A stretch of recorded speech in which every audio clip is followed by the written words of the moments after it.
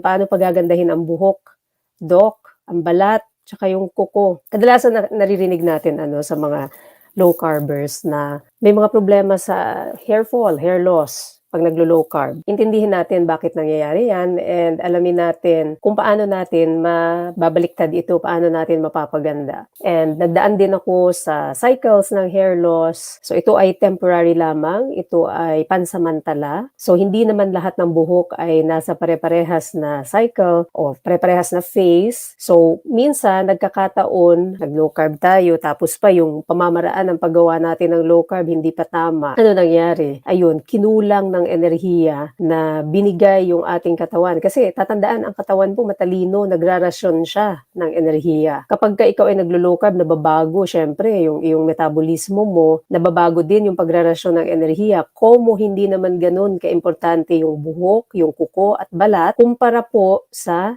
puso, sa utak. Ito yung ating mga vital organs, ano yung mga talagang kailangan para mabuhay. Itong mga nasa periphery, yung nasa side, yan, buhok, balat, kuko, hindi naman ganun kaimportante. So siya yung nahuhuling bigyan or pinapaliit yung rasyon sa kanya. Kaya kapag maling pamamaraan ginawa, dito nakikita yung mga problema. Nagbabago yung skin, parang hindi maganda tignan, nag-flake, yung buhok nagsisilagasan, and yung kuko nag-iiba rin. Yung pag-aantay, yung panahon po, time ang kailangan natin ditong antayin dahil yun nga, ang buhok natin go through phases. Ganun din naman ang kuko. Itong nasa kamay natin, abutin niya ng 3 to 6 months. Sa paa, mas matagal. 6 to 12 months. So yung outgrowth niyan, kailangan pa nating antayin. Ang balat, ang turnover, depende sa edad mo. Kapag ikaw ay bata pa, usually 30 days. Kung mas matanda ka, mas matagal ang turnover ng balat. So, kailangan nating maintindihan na may pinagdadaanan na